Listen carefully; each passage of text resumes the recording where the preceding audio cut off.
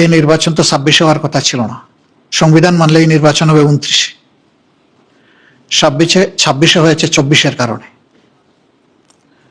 24-এর সীমাহীন ত্যাগ এবং তিতিক্ষার উপর অসংখ্য জীবনের বিনিময়ে, অসংখ্য মানুষের আহত পঙ্গুত্ব বরণ করার বিনিময়ে এবং টানা 15.5 বৎসর বিপুল সংখ্যক মানুষের জীবনদান, তাদের খুনের বিনিময়ে, রক্তের বিনিময়ে, আয়নাগরের বিনিময়ে, জেল জুলুমের বিনিময়ে, দেশান্তরিত হওয়ার বিনিময়ে এই 24 সংগঠিত হয়েছে। আমরা 47, 71, মাঝখানে 52 আছে, 90 আছে। জাতির এই টার্নিং পয়েন্টগুলোকে যেমন আমরা ধারণ করি, আমরা সিরিয়াসলি ধারণ করি 24-কে। দুইবার দেশ স্বাধীনতার মুখ দেখলেও স্বাধীন নাগরিক হিসাবে এদেশের মানুষেরা তাদের অধিকার ভোগ করতে পারেনি, বরঞ্চ দফায় দফায় স্বৈর শাসন এই জাতির ঘাড়ে চেপেছে। দুঃশাসনের কবলে জাতি পিষ্ট হয়েছে। দুর্নীতির কারণে জাতি সরাসরি প্রত্যেকটি নাগরিক ক্ষতিগ্রস্ত হয়েছে। মানুষ অধিকার হারা হয়েছে, সর্বক্ষেত্রে বৈষম্য প্রতিষ্ঠিত হয়েছে। এই জন্য জুলাই যোদ্ধাদের মূল স্লোগান ছিল উই ওয়ান্ট জাস্টিস। আমরা সব ক্ষেত্রে সুবিচার চাই, বৈষম্যহীন একটি সমাজ চাই। এই সমাজ গড়ার জন্যই এবার এই নির্বাচনের সাথে আরেকটা নির্বাচন হয়েছে, সংসদ নির্বাচন এবং সংস্কার পরিষদের নির্বাচন। যে অর্ডিন্যান্সের কারণে এই নির্বাচন, একই অর্ডিন্যান্স বলেছে দুটি নির্বাচন একই দিনে হবে।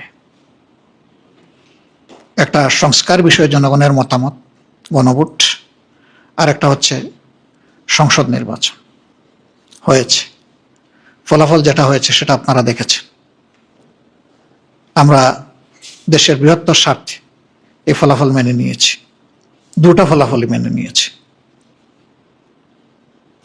একটি নির্বাচনকে আলাদা করে আরেকটি থেকে দেখার কোনো সুযোগ নেই। এই নির্বাচন দুটি একটি আরেকটি সম্পূরক।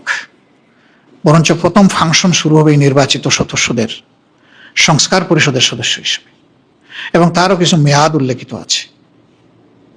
এই কাজটি সম্পন্ন হওয়ার পরে অটোমেটিক্যালি তারাই আবার সংসদ সদস্য হিসাবে ফাংশন শুরু করবে। এই জন্যে ওই একই অর্ডিন্যান্সকে সম্মান করে আমরা প্রথম দিনে দুটি শপথ নিয়েছি। প্রথম শপথ হয়েছে সংস্কার পরিষদের সদস্য হিসাবে, দ্বিতীয় শপথটি হয়েছে সংসদ সদস্য হিসাবে। আমরা দুই জায়গায় শপথ নিয়েছি, দুই জায়গায় আমরা স্বাক্ষর করেছি। কিন্তু দুঃখের বিষয়, এখন পর্যন্ত সরকারি দল প্রথম শপথটি তারা নেননি। আমরা তাদের প্রতি আহ্বান জানাবো, আসুন জুলাইকে সম্মান করি। জুলাইকে সম্মান করলেই 24 থাকলেই 26 হবে, নইলে 26-এর অস্তিত্ব থাকে না।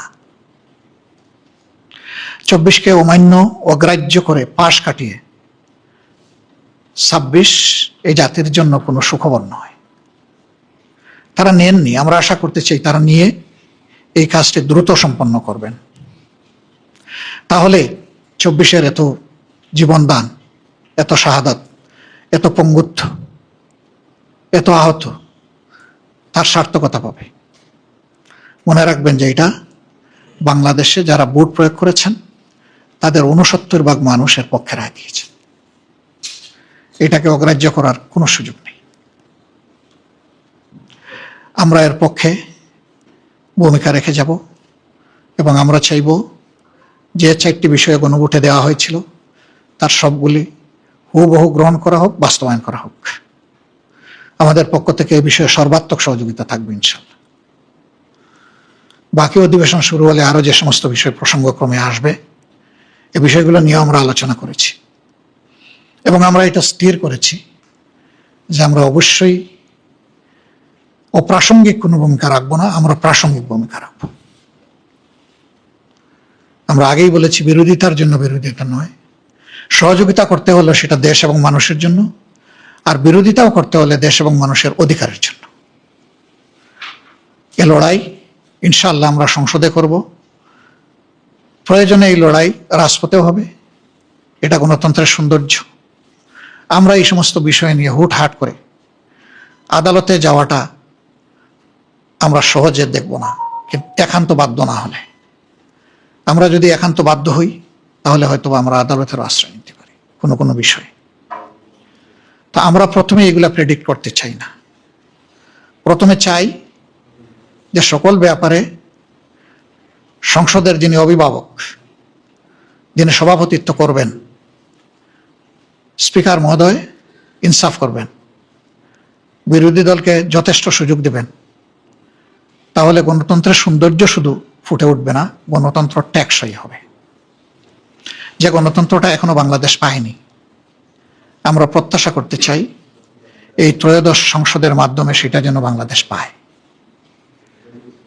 আপনাদের সহযোগিতা অব্যাহতভাবে আমরা কামনা করি এবং আমরা যাতে একটি দায়িত্বশীল বিরোধী দল হিসাবে 11 দলের নির্বাচিত সংসদ সদস্যরা আমরা দায়িত্ব পালন করতে পারি।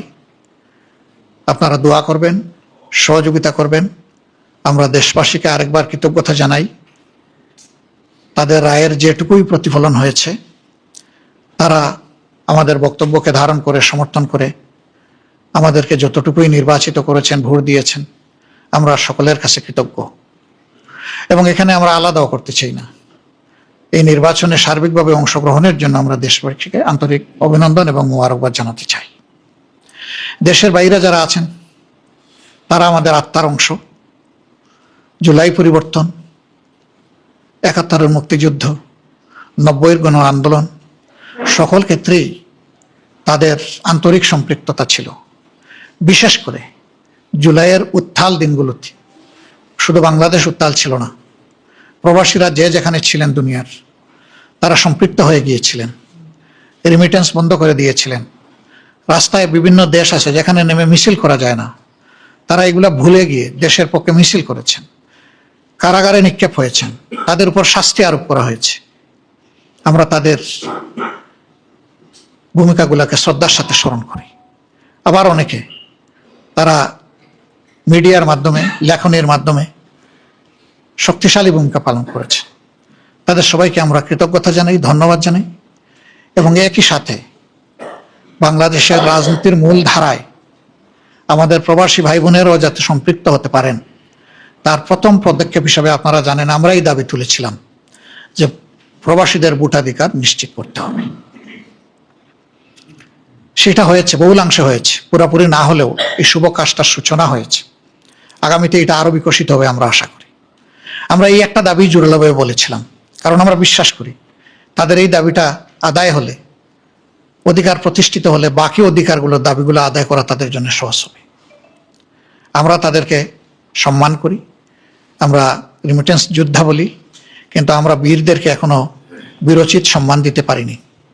এই জন্য প্রবাসী ভাই বোনদের সকল ক্ষেত্রে তাদের ন্যায্য পাওনা যাতে নিশ্চিত হয়, এই সংসদের মাধ্যমে আমরা সেই লড়াই চালিয়ে যাব। তারা বহু ক্ষেত্রে বঞ্চিত, বিড়ম্বিত এবং ক্ষেত্র বিশেষে তারা নিগৃহীত। এই জায়গাগুলো অবশ্যই আমাদের দেখতে হবে। আমরা সরকারকে ধন্যবাদ জানাই। আমরা বলেছিলাম, সবার আগে আমরাই বলেছিলাম ইলেকশনের সময়, যে আমরা নির্বাচিত হয়ে সরকার গঠন করার সুযোগ পেলে বিদেশে আমাদের কোনো প্রবাসী ভাই বোন ইন্তেকালের পরে তার পরিবার এবং তিনি যদি ওসিয়ত করে যান যে তার দাফনটা বাংলাদেশে হবে, তাহলে তাদের লাশ সরকারি খরচে শ্রদ্ধা এবং সম্মানের সাথে বহন করে নিয়ে আসা হবে। ইতিমধ্যে সরকারের প্রবাসী কল্যাণ মন্ত্রণালয় ঘোষণা দিয়েছে, এটা তারা বাস্তবায়ন করবে। আমরা তাদেরকে অভিনন্দন এবং সাধুবাদ জানাই। আমরা যে দাবিগুলা করেছি, তারা যদি সেই দাবিগুলা বাস্তবায়ন করেন, আমরা এইভাবেই তাদেরকে অভিনন্দন জানাতে থাকবো, কোনো সমস্যা নাই। কারণ আমরা দেশের মানুষের কল্যাণ চাই, আমরা প্রিয় দেশের ভালো চাই। যে কাজ আমরা করতাম সেই কাজ তারা করলে অভিনন্দিত হবেন। আরো নতুন নতুন কাজ আমরা খুঁজে বের করব এবং সবাই মিলে এই দেশ এবং সমাজটাকে সুন্দর করব। আমরা আশা করব দুর্নীতি আর দুঃশাসনের করাল গ্রাসে বাংলাদেশ নতুন করে আর পড়বে না। যদিও দুর্নীতি এখনো আমাদের সমাজের রন্ধ্রে রন্ধ্রে প্রবাহিত হচ্ছে, আমরা সবাই জানি। ইতিমধ্যে সরকারের বেশ কিছু পদক্ষেপ জনগণের কাছে গ্রহণযোগ্য হয়নি। আমরা আশা রাখব জনপ্রত্যাশা সামনে রেখে, বিশেষ করে জুলাইয়ের আকাঙ্ক্ষাকে ধারণ করে সরকার তার কার্যক্রম গ্রহণ করবে, যা জাতি এবং দেশকে উপকৃত করবে। আমরা এর পক্ষে আমাদের অবস্থান স্পষ্ট এবং আমরা এই অবস্থান অব্যাহত রাখব। সবাই মিলেই আমরা আগামীর একটি নিরাপদ একটি মানবিক, দুর্নীতি এবং দুঃশাসন মুক্ত বাংলাদেশ গড়ব ইনশাআল্লাহ। আল্লাহ আমাদেরকে তৌফিক দান করুন। আরেকবার আপনাদেরকে পবিত্র রমজানুল কারীমের অভিনন্দন জানিয়ে আমরা এখানেই শেষ করছি। সরকারি দলের পক্ষ থেকে বলা হয়েছে আপনাদের দল থেকে এই বিষয়ে আপনারা সারা দিয়েছেন, সারা দিয়েছেন।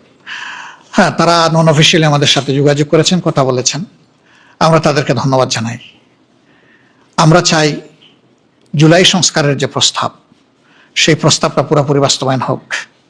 এর আলোকে বিরোধী দলের যতটুকু পাওনা আমরা অতটুকু চাই, এর বেশি চাই না।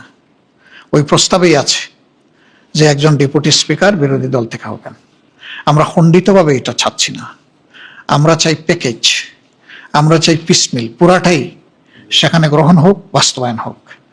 এবং এর